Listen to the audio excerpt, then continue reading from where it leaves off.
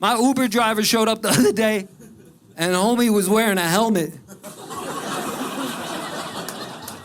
And right away, I'm high. I'm like, yo, how fast is he planning on going?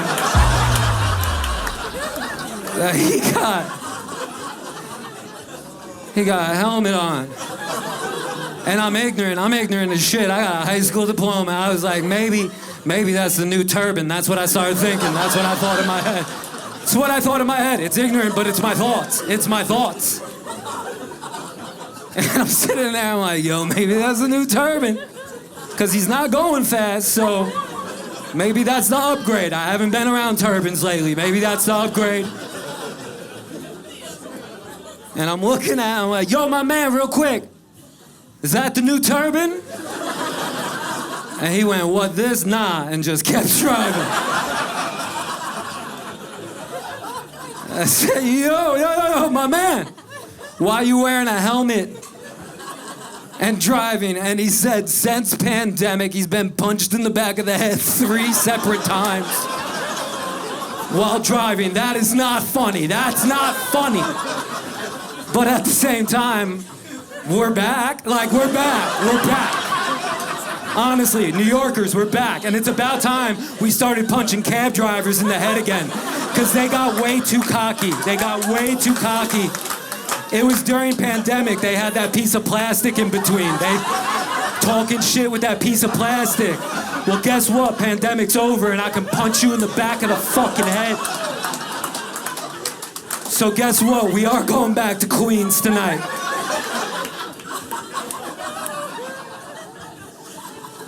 The city did this to me. This is what the city does to you. Fuck Liam. I fought Liam in the 12th grade. I see Liam again. We're gonna go back at it. That's my mindset.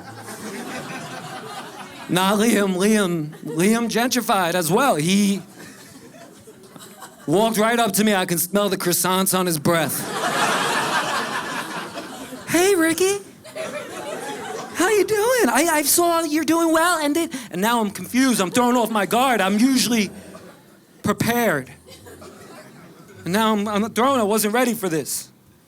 And he turned to me, and we just start chatting. And I start remembering things as we're chatting.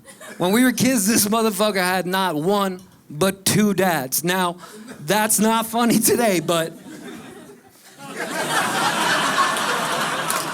back in the day, that joke used to slap pretty fucking hard. Even the teachers would get in on it. You got 2 dads. And the class would go, 2, 2, 2, 2, 2. It was a lot of fun. It was a lot of fun. But it's not good anymore, and it's not funny. It's not funny. And now he's standing in front of me, and I'm upset. I'm not doing well because I realize he evolved into a person, and I'm still stuck being Ricky. Like, I didn't lose, like, and I felt bad because, like, listen, I wanted him to feel bad. So I waited to the end. I was like, yo, real quick though, how's your 2 dads? That's what I said to him. I said, how's your 2 dads? And he turned to me and said the most gentrified shit I ever heard in my life. He went, Ricky, crazy story. They got divorced and remarried. I have 4 dads now. What the fuck, Liam? 4 dads, Liam? That's way too many dads, Liam. That's 1 dad away from a fucking basketball team. What the fuck do you mean? You got a squad in the house. Now I'm jealous of this motherfucker. I got 1 dad. I got 1 Puerto Rican dad. That's like 0 dads. I have 0 dads. I have 0 dads. He's 1 dad away from an Ocean's 11 movie where they suck a bunch of dicks and rob casinos. I want to be a good person. I thrive to be a good person. I do the stuff, you know. You start doing the stuff. Like I did charity. I thought charity was going to be a good idea. I thought charity would make me feel good. The doctor told me I'm a manic depressant. I don't know if you guys know what that means, but I just wake up some days and I'm like, yeah, not today. I'm gonna fucking kill myself, all right? And then I have to work through it. That's my morning. Local fucking nutcase. Yep.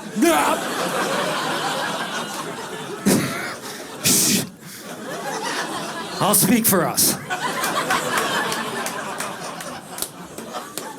We're fucked.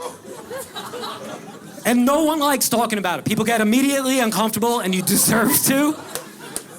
I called my friend once. I was like, dude, today's the day. I'm gonna fucking kill myself. Click.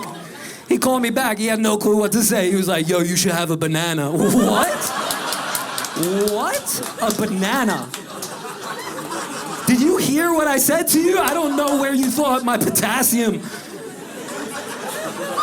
When did you become a dietitian? What the fuck is going on? And I don't think I deserve things that I have, and I don't feel good about it, so I do charity, so I can feel good about it, but then I do it, and then I realize it's bullshit, so people like us can be like, oh, we're good people. You ain't shit. You ain't shit. Clap your hands if you did a soup kitchen. That's what I did. Clap your hands if you ever did a soup kitchen. That's the most pretentious shit you can do as a human being. That's fucked up. That is fucked up. Like if me and you didn't show up that day, there'd just be a bunch of homeless people hanging out around a pot of soup with cups in their hand being like, how do we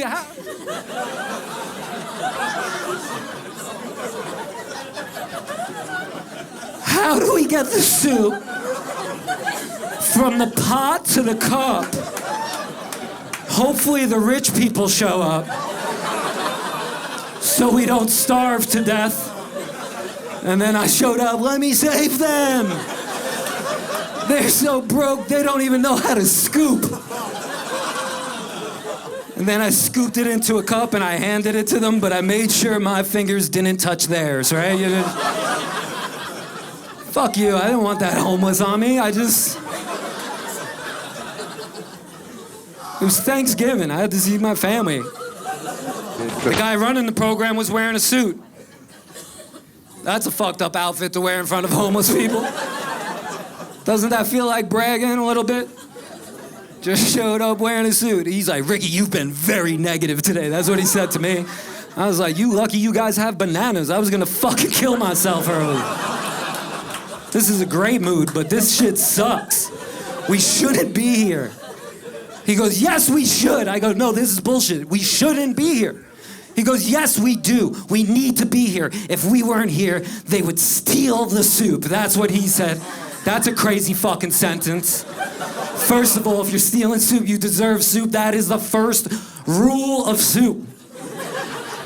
Second of all, how the fuck you stealing soup? It's easily on the top 10 hardest things to steal. Soup out of the can. We're talking about loose soup here, people. Just a bunch of homeless people walking around with soup in their pockets. Watch out for that guy. He has cargos on.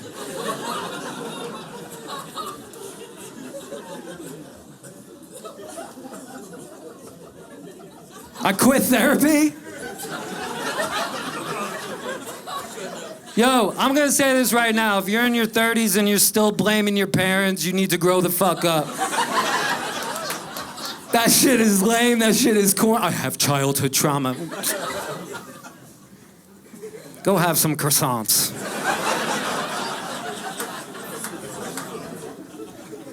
My therapist saying the same shit for 10 years, a decade. Your parents, your mom and dad, shut up. If we can't figure this out, I'm good. Weed and water. But no. In our last meeting, she turned to me.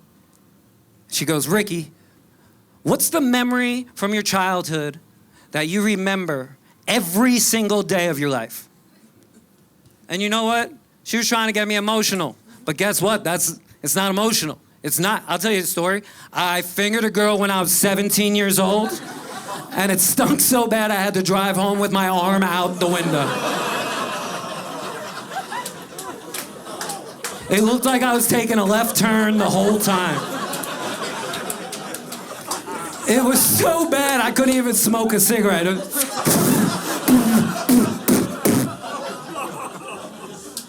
Now I think about that girl every single day of my life. What the fuck does mom and dad have to do with that? If that's childhood trauma, I can still smell it.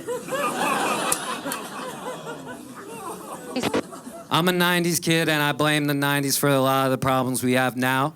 We should have checked these nerds. These nerds were out of control. We were playing on our bikes in the 90s, and those nerds, they were just inside playing on that new internet, being like, how do we make everybody come inside?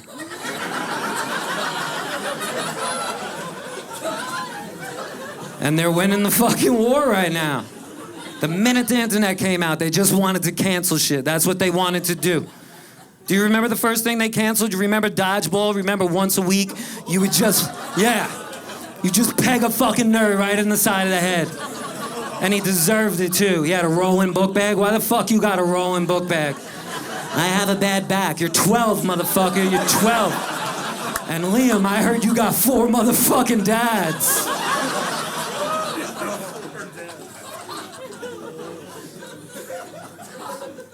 But now they're winning. They're winning. Musk, he's winning. Zuckerberg, they're winning. It's crazy.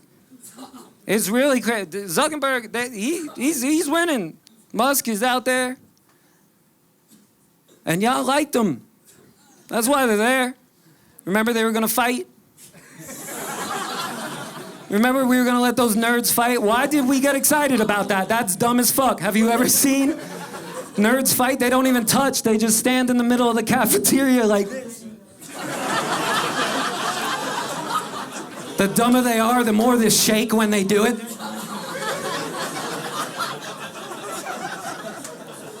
I never understood what they were doing. But now they're winning. Clap your hands if you think Musk was doing the Hitler sign. Clap your hands, yeah? This is how I feel about it. I don't know if I can blame him because he said he has Asperger's. I can't be mad at somebody with the burgers. We all have a cousin.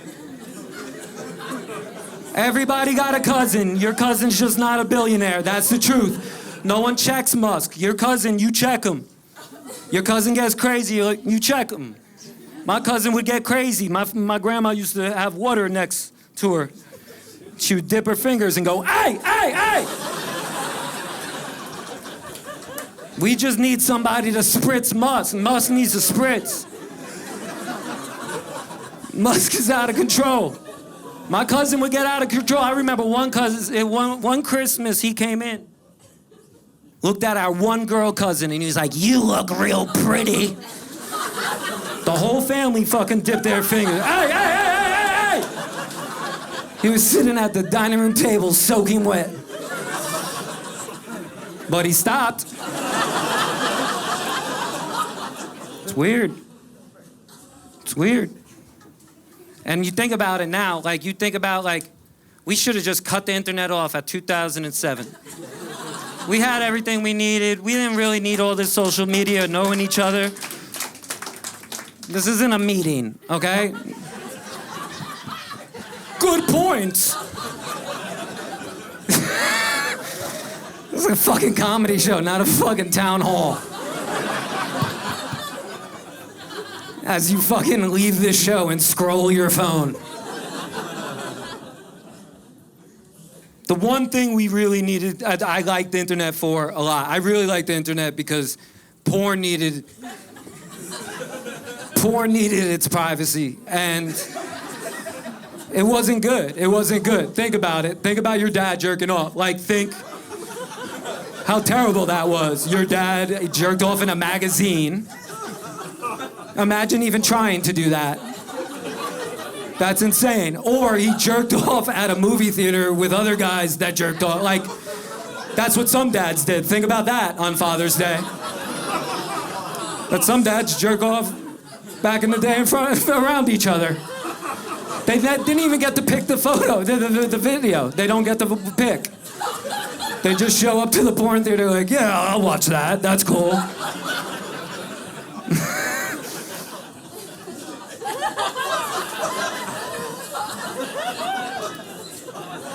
Dude, it happens, man. That's what was hot back then. I think the 90s might have been the last good generation of people. Seriously. Only just because we saw the beginning of it. You didn't do anything. You didn't build anything.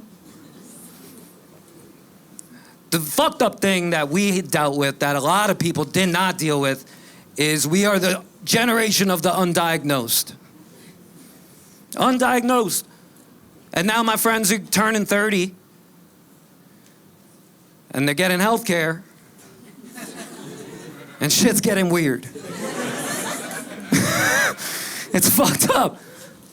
Dumb David. He's been Dumb David his whole life. He does dumbass shit. His parents call him Dumb David. Everything. Got health care. Went to the doctor 3 times, and now he's just David.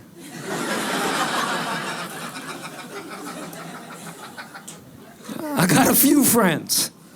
Chris has a lisp. He can't even say his own name good. Chris. When we were kids, he used to wear rubber bands around his wrists, so every time he was mad, he would snap them and hurt himself instead of hurting other people. That's the level of healthcare I grew up in. Where the doctors was like, yeah, we can't figure this out. Here's some rubber bands. Chris should have been watched. He should have been watched. He was the weird kid. We don't get weird kids no more. Everybody's special. Everybody, it's wild. You don't got one weird kid. Chris, weird. He's weird. They once caught him capturing squirrels, spray painting them different colors, and then re-releasing them on the neighborhood. And that's very alarming. But at the same time, it made the neighborhood look nicer, and it was around the time of Pokemon, so all the kids were excited chasing these different colored squirrels around. He's kind of a legend. One of my boys recently came out the closet, and not the gay one. I was ready for that. Call me up, we have to go to dinner. Very croissant-like.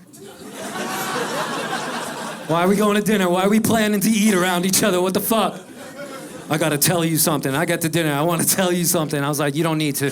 You're gay and it's fine. He went, I'm not gay. I'm on the spectrum. What? I knew it was something. But this is my 3rd friend, which is now scaring the fuck out of me, because I might be on the spectrum, or I was starting the weirdest gang of all time. And now they're all coming out. I need to tell you, I'm level 1 autistic. What the fuck? There's levels? And then I said what anybody would say. Does that mean you bite? He got really upset about that and bit me. I don't know what to do.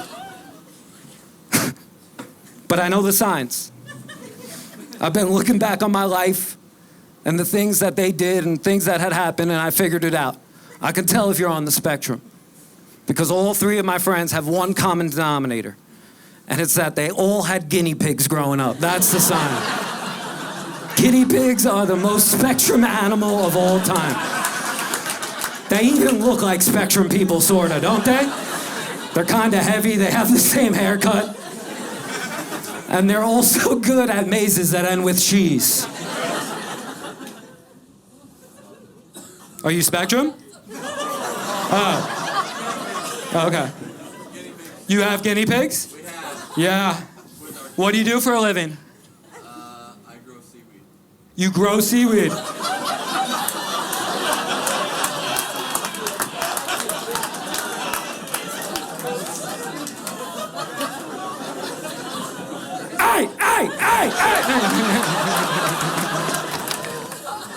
Yo, I've never been to a Diddy party, but I did work at Abercrombie and Fitch between sophomore and senior year of high school.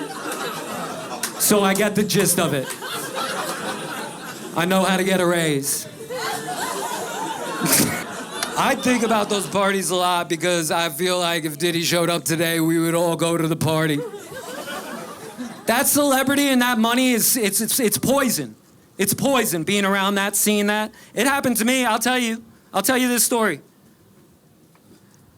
I got to do a private gig. They sent me down to Miami. I get there, I start doing the party, I'm doing stand-up, it's going great. At one point, they start telling me that there's a tech billionaire there, right? I meet the guy after the show, some Indian guy, fucking nerd. I can't remember his name, but I just keep calling him dude and bro all night, right? He's loving it because he's a nerd. And we're sitting there talking, and he goes, how you getting back to New York? I was like, oh, they got me a flight in the morning. He's like, let's get on my jet tonight. I'm going back. I've never been on a jet. That shit's awesome. They don't check you for drugs at all, like at all. And if you're not laughing, you don't understand the pressure. The pressure of standing at LaGuardia, watching your bag go through that X-ray machine. All right, we're going to Tampa. You don't want to do that sober. No one wants to be in Tampa sober. The guy fucking gave me a card. I look at the number, it's his driver. I call his driver, they pick me up. I go from the show to my hotel. I pick up all my shit. I fucking jump back in the car, and now I'm headed to his plane. And I'm sitting there, and I'm like, yo, I'm in a man's car headed to his plane, and I don't even know his name. I was like, I might have to suck some dick tonight. You can't just fly private, not pay a toll. There's gonna be a toll somewhere. And I ain't gay, I don't do that shit. But if I had to, I'd rather do it in the air than on Earth, right? That's gay as fuck. You sucking dick on Earth, that's gay. Like, that's gay. Like, I'm air gay, I ain't Earth gay. That's crazy. My father lives on Earth. You guys have been fun. I'm Ricky Velez. Bye.